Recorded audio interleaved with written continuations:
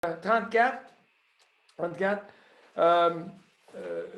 Vous portez toujours votre masque. je vais réactualiser le contexte de l'immobilier à la lumière des dernières nouvelles de François Legault. C'est François Léger qui va vous parler, mais il va vous parler de ce que François Legault a dit. On a décidé à l'équipe de direction, encore une fois, bienvenue, à l'équipe de direction de changer le format. Changer le format, je suis tanné de parler. Je veux que les autres parlent, mais je vais contrôler ce que vous allez dire. Non, c'est pas correct ça, François. Zoom a beaucoup d'options. Zoom permet une interaction et on va essayer de le faire dans le cadre. C'est un essai. C'est un essai qu'on fait. On va utiliser le clavardage, ce qu'on appelle le chat en bas, OK, pour des réponses. On va aussi vous inviter à levez la main si vous voulez poser des questions. En bas de votre écran, il y a réaction, tout à droite. Réaction, si vous cliquez sur réaction, c'est marqué, cliquez sur réaction, c'est marqué raise hand. Fait que si vous levez la main, on va vous céder la parole. C'est Cynthia qui est en charge de contrôle à qui va parler, mais vous allez pouvoir parler, poser des questions. Donc, raise hand, ça va vous donner la chance. Et puis, ultimement, on va aussi introduire une toute nouvelle notion, sondage. On va vous demander votre opinion. Je vais vous soumettre des cas vécus et des cas réels, là, des cas qui sont d'actualité présentement. On va vous soumettre le cas vécu, vous l'expliquer, puis on va vous demander de répondre. Répondre au meilleur de votre connaissance. Quel serait votre comportement à la lumière de ce cas vécu-là? Est-ce que vous me suivez? Est-ce que vous êtes là? Est-ce que vous êtes là? Répondez-moi dans le chat. On veut juste voir si... Ah oui? Oui, tout le monde est là, là? C'est bon? OK. Oui. Bon. Je regarde mes notes.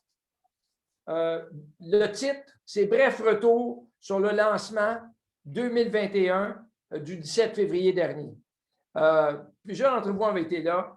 On a réussi à son apogée le 17 février quand on a fait la présentation, le lancement 2021. On a réussi à monter jusqu'à 211 auditeurs, personnes qui ont écouté. On savait qui vous étiez là, il y avait le chat, tout ça. Je vais juste faire une parenthèse. Évidemment, on a fait accréditer, on a réussi, le comité de direction, de faire accréditer par l'OACQ de 2 UFC, 2 unités de formation continue, à tous ceux qui ont été présents du début jusqu'à la fin. Là, la question, c'est avez-vous mes présences, avez-vous pas mes présences, est-ce que je suis là, je vais avoir mes 2 UFC ou quoi que ce soit. On est encore en train de compiler ça. On va vous revenir avec une compilation finale. Et ce qu'on est en train de faire aussi, mais j'attends la réponse de l'OACQ. Je ne sais pas si je devrais vous le dire. On va vous le dire. J'ai demandé à ce qu'on puisse, on l'a tout filmé au complet. On peut pas l'enregistrement ne peut pas être diffusé, mais on l'a monté et on peut le rejouer. On va arrêter une date, on va vous informer d'avance et je veux juste avoir la confirmation que je devrais avoir de l'OACQ à l'effet que les 2 UFC vont être accrédités pour les personnes qui ne l'auraient pas suivi ou qui n'étaient pas là présents ou qui n'étaient pas capables de démontrer leur présence. Donc, à suivre, cette semaine, vous allez avoir des nouvelles là-dessus. Si vous avez aimé la présentation au point que vous voulez la revoir une deuxième fois, c'est comme un bon film, là. Des fois, on aime ça écouter un bon film 2 fois, là. Bien, vous allez pouvoir m'écouter 2 fois. Vous êtes patients, vous autres, c'est incroyable comme tel. Je reprends des notions que notre conférencier invité, Jacques Nantel. Jacques Nantel a adressé. Jacques Nantel a parlé pendant 60 minutes, hein, avec un message très pertinent. Et je vous résume rapidement ce que Jacques Nantel a envoyé comme message. J'espère que vous l'avez compris comme nous autres, c'est que le courtage immobilier de demain, le courtage immobilier de demain va définitivement changer. Dit autrement, le courtage immobilier de demain doit obligatoirement, ce n'est pas discrétionnaire, là, obligatoirement être différent de celui d'hier et de celui d'aujourd'hui. Jacques Nantel a lancé un sérieux avertissement à tous les courtiers immobiliers, pas juste les courtiers Humania. Il a joué du violon pour les courtiers Humania, mais il a envoyé un sérieux avertissement que le consommateur a des attentes qui sont très différentes. Et si vous n'êtes pas au rendez-vous pour servir le consommateur en fonction des attentes du consommateur, vous ne serez pas là. Vous ne serez pas là. L'avenir va donner aux consommateurs des options, des alternatives de commercialisation qui ne sont peut-être pas disponibles maintenant, mais qui s'en viennent très rapidement.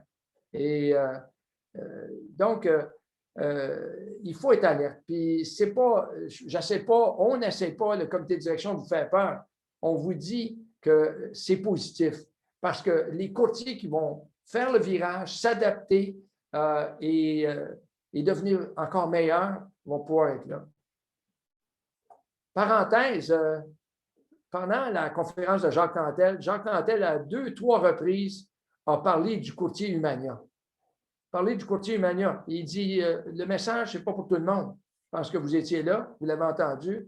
Il dit, le message, là, ce n'est pas pour tout le monde. Il a même refusé de donner cette présentation-là à une autre agence immobilière parce qu'il ne croyait pas que les courtiers et l'agence partageaient sa vision du courtage. On a eu à l'équipe de direction la possibilité d'échanger avec Jacques Nantel. On a eu la possibilité de l'informer où on voulait aller, comment on voyait ça, quelle était notre mission, quelles étaient nos valeurs, notre culture d'entreprise. Et c'est ça qui a convaincu Jacques Nantel de venir nous parler. Puis Jacques Nantel n'était pas là pour faire plaisir à François, Christian, Lise, au courtier Humania. Il était là pour livrer un message. Donc, il y a de fortes chances que vous allez avoir la chance de l'écouter, l'opportunité de l'écouter encore une fois. Et à suivre, on va vous communiquer ça cette semaine. Donc, sérieux avertissement de la part de Jacques Nantel. Je voudrais juste vous inviter à me communiquer, à nous communiquer dans le chat. Je vais vous dire quelle est la question, puis vous allez y répondre. Quels sont les indices précurseurs de la mort prochaine d'un courtier immobilier? Quels sont les indices précurseurs de la mort prochaine d'un courtier immobilier? Oui, c'est sérieux là, ce que François dit. Là, hein? Ce que je veux dire, c'est que vous êtes sur le terrain, puis vous vivez toutes sortes de frustrations, puis vous les ventilez, vos frustrations, à votre équipe de direction. Ce courtier-là, il fait quoi? Il ne retourne pas mes appels. Je ne vais pas répondre aux questions. Je vous dis, là, on ne dira pas comment le bon courtier doit être. C'est comment le courtier, quelle sorte de comportement ces courtiers-là qui essentiellement vont de la misère à faire le virage ont actuellement.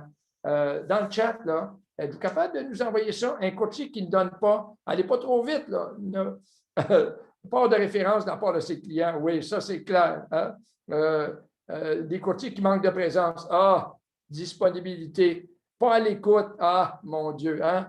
On a 2 oreilles. Manque de collaboration. Donne pas toute l'information. Il filtre l'information. Ça va être intéressant. Les fameuses boîtes à clés. Jacques Nantel en a parlé. Retourne des appels rapidement. Ça, c'est le champion.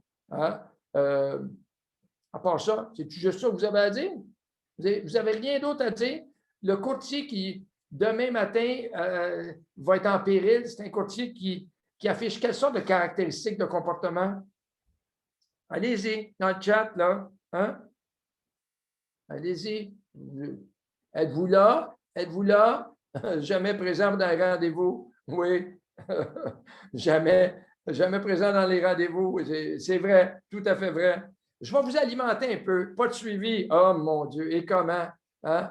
Être en mesure de l'intérêt, respect. Là, vous me faites plaisir. Là, vous me faites plaisir. Je vous lis mes notes, puis on va voir si on se rejoint. Hein? Un courtier qui est non disponible. Je suis trop occupé, je ne suis pas disponible. Pas disponible pour donner un compte-rendu à vous qui avez amené des acheteurs sur cette propriété-là, qui avez même probablement déposé une promesse d'achat. Vous avez un client acheteur à l'autre bout là, qui veut savoir, puis ma promesse d'achat, tu passais, tiens, hey, on a de l'air nono, hein? Pas à peu près, pas capable de répondre. Parce que le courtier du vendeur a décidé qu'il y avait eu trop de promesses d'achat, puis il ne répond pas. Oh, aïe, aïe, aïe, aïe. À l'inverse, faites pas ça aux autres quand vous êtes le courtier du vendeur. Hein? Il n'est pas disponible soit physiquement, soit à niveau contact, soit en courriel, soit en texto. Inacceptable. La disponibilité, même si je rappelle le courtier, je dis, écoute, je veux juste te dire, je n'ai pas de réponse, mais je veux juste que, au moins, donner un compte-rendu, donner une réponse. Non rejoignable. Pas capable de le rejoindre. C'est non disponible, non rejoignable, ça se reçoit. Incompétent. Incompétent. Dieu sait qu'il y a matière à amélioration. Vous êtes sur le terrain. Il y en a d'entre vous qui avaient obtenu le permis. Là, vous êtes dans les H, puis vous voyez des C, des E, des F. Puis vous dites, comment ils ont fait pour obtenir le permis, eux autres? Qu'est-ce qu'ils ont fait pour passer? Ça, c'était dans l'ancienne vie. Hein? Ils ont obtenu le permis dans le temps que ce n'était pas difficile d'obtenir des permis. C'était des réponses à choix multiples. Incompétent. Le courtier qui ne sera pas capable de démontrer au client sa compétence, il ne passera pas. Il ne passera pas la réforme. Il ne sera pas retenu. Menteur et malhonnête. Ça arrive-tu, ça, des courtiers menteurs et malhonnêtes? Ça se peut-tu? Connaissez-vous ça? Hein? Des demi-vérités. On manipule, on dit certaines choses, on filtre. Menteur et malhonnête. Il n'y a pas de place pour des personnes qui sont des courtiers menteurs et malhonnêtes. Négligent, irresponsable, insoucieux. Négligent, irresponsable et insoucieux. Il me semble que c'est assez clair, ça. Pourtant, on en côtoie, hein? Des courtiers négligents, irresponsables. Pas responsables. Non, hey, tu es en train d'accompagner quelqu'un quand ce qui va être la plus importante transaction dans sa vie, qui est irresponsable. C'est pas le genre de courtier que je veux. Désintéressé, indifférent. Moi, ça marche pas, c'est pas grave. En même temps, j'ai ma commission. C'est tout ce qui compte. Désintéressé et indifférent. Égoïste. Il pense à lui. Il ne pense pas au client. Avare. Ma poche avant tout. Égoïste, avare. Impatient. Ah, j'ai pas de temps à perdre, moi, là. Grossier. Arrogant. La politesse, c'est où, ça? Le respect, c'est où? Narcissiste et égocentré. Des beaux mots, ça, hein? J'ai fait mes devoirs. Hein? Narcissiste et égocentrique. C'est lui avant tout. Pas de place pour un intermédiaire comme ça. Hein? Puis paresseux. Ah, le ferai demain, le ferai après-demain, quoi que ce soit. Ça, ce sont des courtiers qui affichent des caractéristiques qui risquent de mettre en péril leurs amis. OK? S'il vous plaît, hein? Soyez disponible, soyez rejoignable, soyez compétent, soyez honnête, soyez intéressé, soyez soucieux, soyez égoïste. Le contraire d'égoïste, pense à tout le monde. Hein? Impatient, soyez patient, soyez généreux. Ah oui, généreux. Hein? Par contre, on pourrait être découragé. La bonne nouvelle, il y aura toujours de la place. Puis c'est ce que Jacques Nantel vous a dit, là. Hein? Oui, il y a des nouveaux modèles d'affaires qui s'en viennent, qui vont offrir aux consommateurs, aux clients, acheteurs et vendeurs, des alternatives.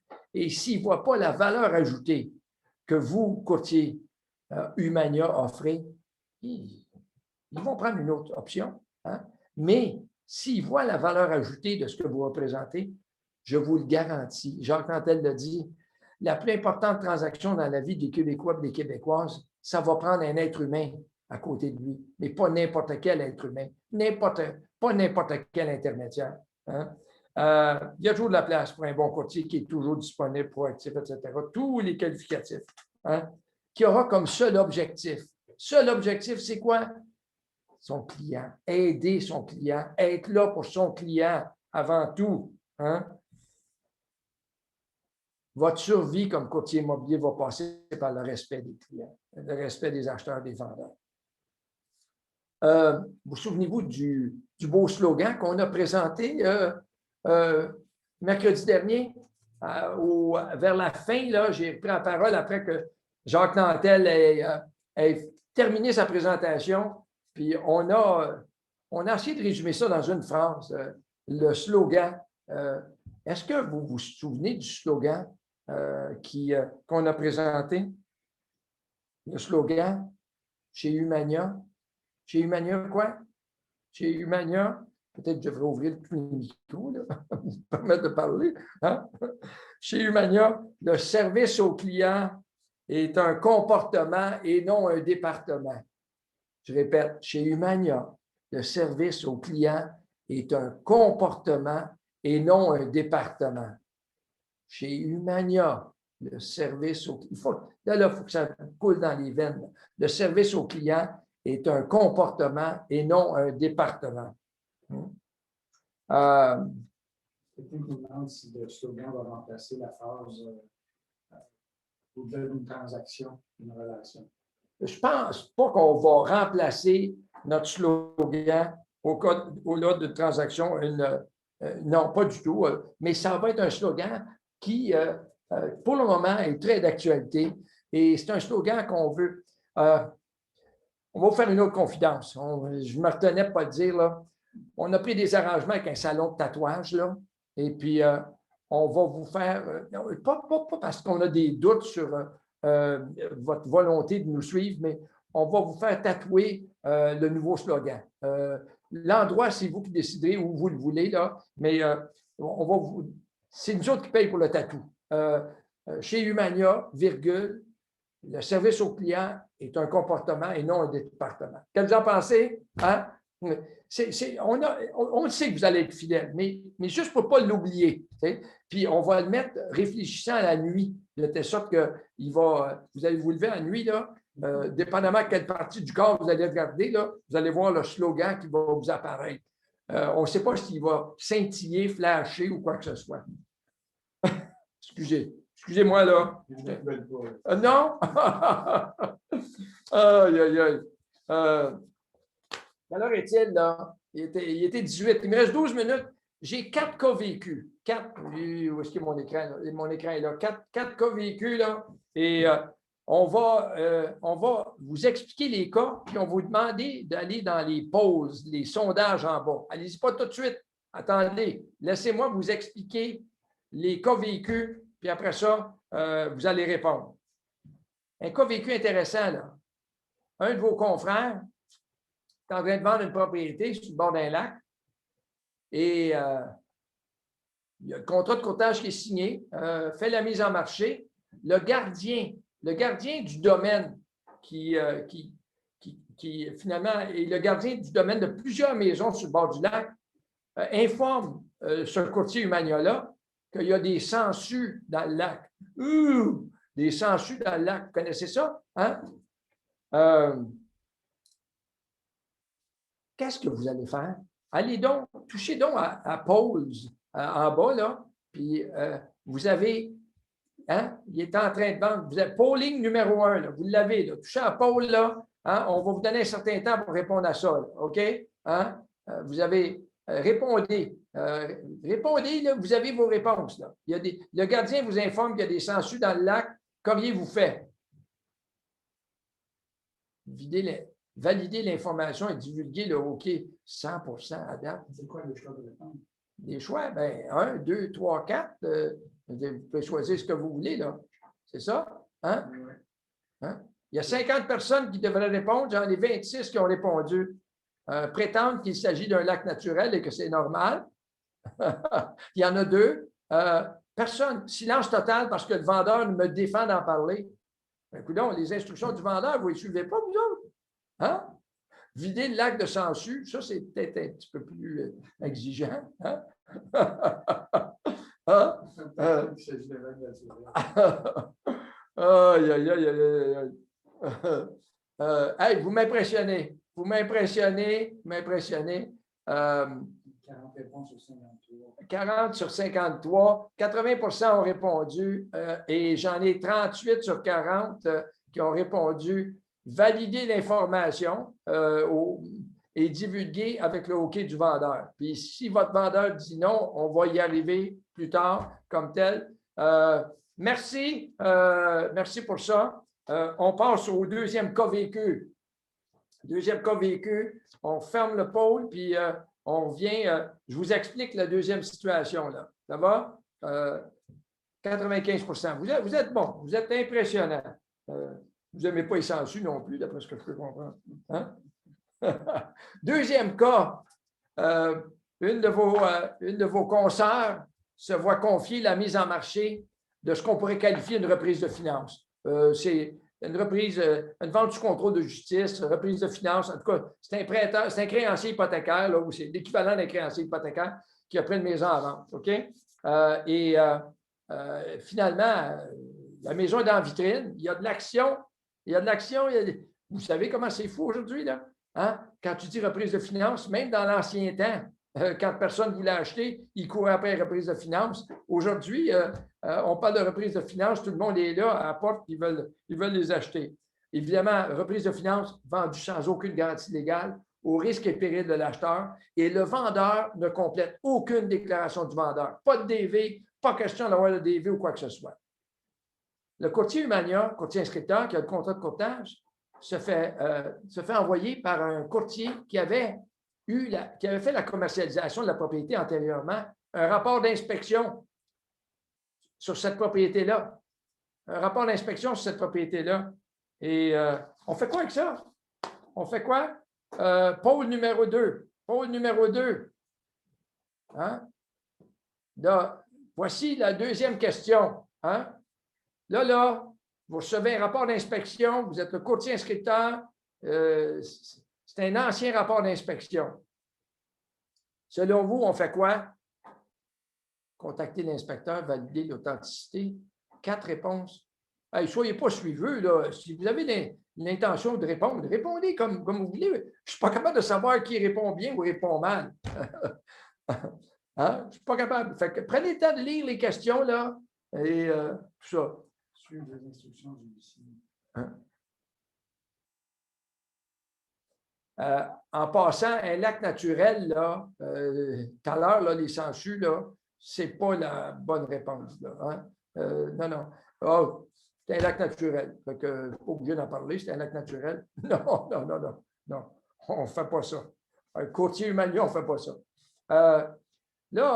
Comment est-ce qu'il y en a qui ont répondu? 31 sur 50, 32. Allez-y, là, prenez le temps de répondre ça. Ne pas en parler parce que ça fait trop longtemps.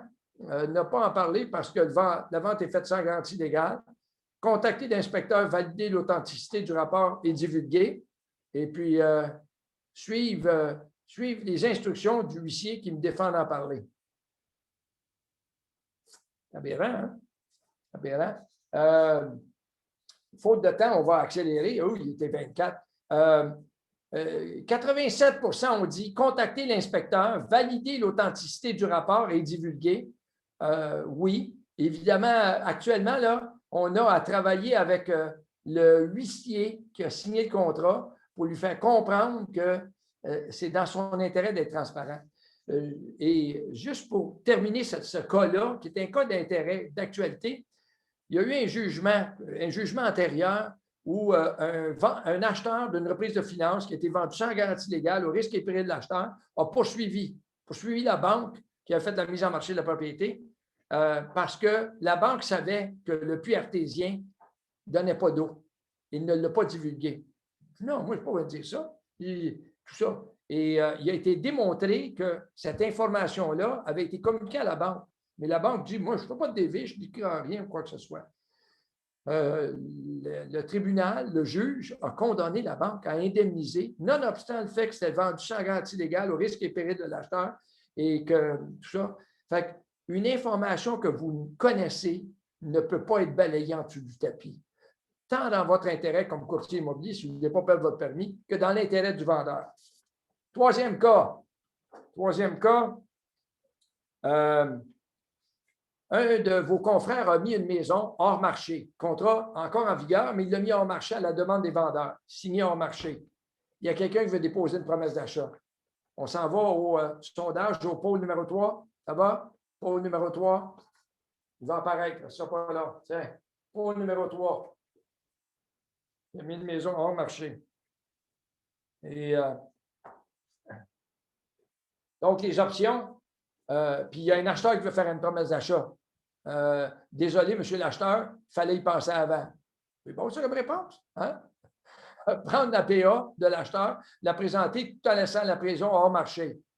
Avec le consentement écrit du vendeur, retourner la propriété sur le marché avec une nouvelle mise en marché. Puis faire accepter la PA après avoir annoncé PAC sur Matrix. Qu'est-ce qu'on fait?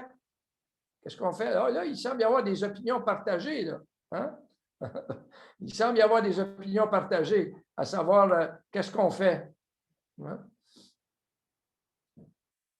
Qui est votre client? Le vendeur? Hein?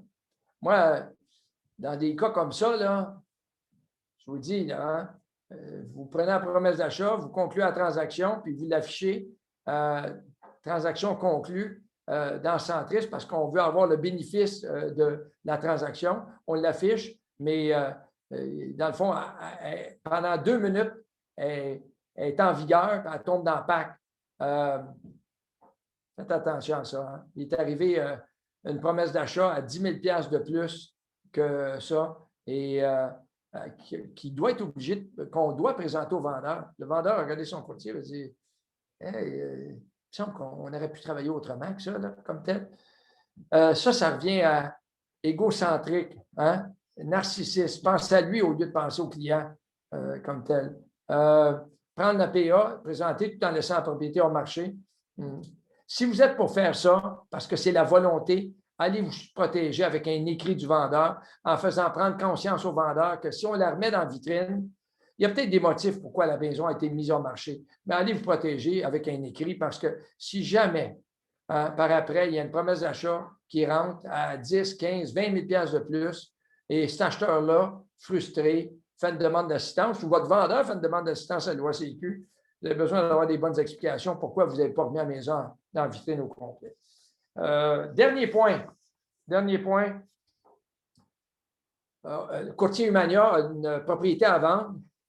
La propriété a fait l'objet d'une réduction en dimension. En gros, le vendeur avait 6 000 pieds carrés de terrain et il a fait sectionner son terrain et il vend sa maison avec 4 000 pieds carrés. Petite municipalité, c'est-à-dire tous les services sont là.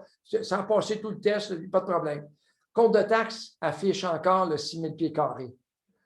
Maison a été mise sur le marché et énormément d'activités, promesses d'achat acceptées et finalement, l'acheteur qui a la promesse d'achat découvre que l'évaluation municipale n'est pas bonne. C'est une évaluation pour 6 000 pieds carrés. J'ai juste acheté 4 000 pieds carrés. Il demande aller au sondage, pause. Hein? On va remplacer le pôle numéro 3 par le pôle numéro 4. Le voici. Hein? Et cet acheteur-là demande une réduction de prix de 30 000 30 000 il menace de rendre sa promesse d'achat nulle et non avenue. Et il veut une réponse dans 24 heures. Qu'est-ce qu'on fait? Communiquer avec mon directeur, c'est bien ça. Oui, c'est bien. Oui. Communiquer avec le FARCIC, contacter l'OACQ. Ça se promène, hein? Ça se promène. Contacter le vendeur. Oui. Comme tel. Et probablement, toutes ces réponses-là sont bonnes. Il n'y en a pas une qui est mauvaise comme telle. Votre directeur, si vous avez un bon directeur compétent, devrait être capable de vous dire qu'avant de faire quoi que ce soit, on communique avec le FARCIC. Hein? On communique avec le FARCIC. C'est votre responsabilité professionnelle qui est mise en cause là-dedans. Il est fort probable que s'il peut y avoir une poursuite, si cet acheteur-là contacte un avocat, le vendeur va se faire poursuivre, l'agence immobilière va se faire poursuivre, puis le courtier va se faire poursuivre. Fait qu'avant de faire quoi que ce soit, le FARCIC est là pour nous défendre. On va communiquer avec le FARCIC, ils vont nous dicter quoi faire. Ça, c'est arrivé en fin de semaine. Fait que là, dans 2 semaines, quand on va se reparler, le 8 mars, je vous dirai où on est rendu actuellement. Mais dans le fond, le message, c'est prudence. Prudence extrême. Dans des situations comme ça, là, faites bien attention. Allez pas compromettre votre responsabilité. Engagez votre agence. Engagez sans avoir parlé au fonds d'assurance avant. Allez pas admettre votre erreur si erreur il peut y avoir. Hein, c'est ça. Ça conclut ces beaux 4 cas véhicules-là, mais ça conclut. Il me reste. Quelle heure est-il, là? J'ai dépassé. Là, je termine. Donnez-moi 2 minutes, je finis. Statut avec le COVID, statut du courtage immobilier, ben, vous le savez, il n'y a rien qui a changé. C'est statu quo. Les bureaux demeurent fermés, obligatoirement, légalement fermés. Le courtier est encore un service essentiel avec toutes les procédures, le masque, toutes les précautions qu'on doit prendre, mais Dieu merci, on peut continuer de faire du courtage immobilier. À ce niveau-là, je regarde mes notes à part ça. Qu'est-ce qu'il y a à part de ça?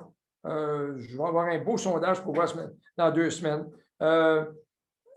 L'autre chose, c'est que j'ai fait accréditer 3 unités de formation continue pour une formation qui s'appelle « Votre rétribution, vous la méritez ». C'est moi qui la donne ou comment faire reconnaître sa valeur. Ça dure 3 heures, c'est accrédité. Je vais l'afficher bientôt. Ceux d'entre vous qui sont en déficit d'unités de formation continue, ben, on va vous offrir ça. Est-ce qu'on va vous charger? Il va falloir que je parle au ministre des Finances, là, pour moi, mais on va vous offrir 3 UFC, puis on ne fera pas beaucoup d'argent avec ça. Puis vous allez. Mais faites-le pas juste pour les UFC. Vous allez voir que c'est très intéressant. Là, je suis en train de mettre le projecteur sur moi, mais cette formation-là, je l'ai donnée 100 fois. 100 fois au bon mot. Et le message est pertinent. Comment ne pas plier des genoux quand on vous dit tu charges trop cher ou quoi que ce soit, des négociations, tout ça. Elle est très intéressante. Vous devriez tous être là. 3 UFC là-dessus. Il y a une autre formation sur le CCA, contrat de courtage achat. Je devrais avoir le saut d'approbation. On m'a dit que c'était go. Cette semaine, 2 unités de formation continue, 2 UFC à suivre. Donc, on vous annonce cette semaine calendrier avec les dates. Ça va être en virtuel. Et si vous avez le goût de m'entendre, bien, vous allez pouvoir aller chez 5 UFC avec moi. On va vous venir pour la représentation à nouveau du lancement du 17 février dernier. Et sur ça, le mot de la fin. Merci d'avoir été là.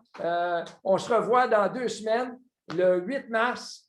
D'ici ça, on est toujours rejoignable Restez en santé, continuez de travailler. Le marché immobilier est encore fou. Février se comporte, encore une fois, février est encore au-delà des espérances de ce qui était février l'année passée. Février était bon l'année passée, avant que le COVID explose là, comme tel. Merci à vous tous. Portez-vous bien et restez en santé. À bientôt. Merci.